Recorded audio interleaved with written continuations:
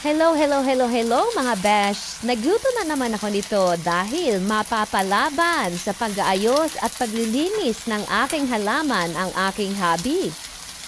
Favorite niya kasi ito eh. May mga naibang sangkap at meron din namang nadagdag. Kasi yun lang naman ang makikita ko sa aming taguan. Naihanda ko na nga mga besh, yung mga available lang na pwedeng isahog dito sa ating pansit. Ang kasabihan nga naming mag-asawa, kapag gusto, may paraan. Kapag ayaw, may dahilan. Kung sa tingin nyo ay pwedeng ilagay sa iluluto nyo, yung available na makikita nyo diyan sa loob ng rep nyo, wag kayong matakot. Ilagay nyo lang, hindi na makikibuang mga yan. Pagkatapos, pagkaluto nyo, ay sasabihin nyo, ay, ang sarap pala nito. Inumpisahan ko nga dito mga bes sa kaunting mantika lang dahil gusto kong prituhin muna itong ating hiniwa-hiwang liempo. 3 bilyong rock salt, garlic powder, at yung ating hindi mabilang-bilang na marites ang katapat nito. Halu-haluin lang natin mga besh at pagkatapos pag nakita natin ganito na siya, crispy na yan, ay iset aside muna natin sa isang tabi at ilagay na natin yung ating minced garlic.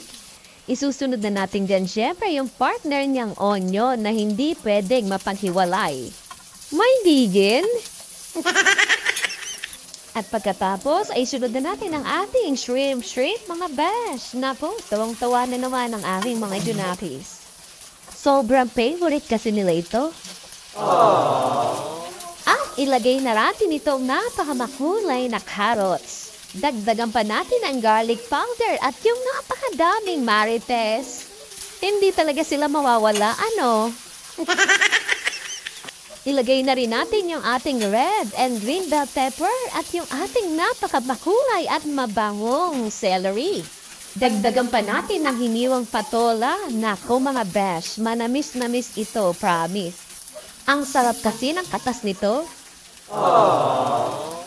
At itong ating Mickey Pansit naman mga besh ay nabili ko sa palengke sa murang halaga.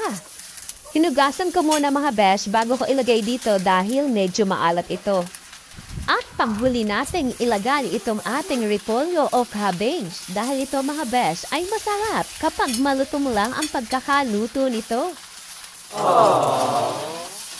At konting mekos-mekos lang ito mga besh, makikita mo na nakaluto ka na pala ng napakasarap na Mickey Pansit ni Aling Buningning.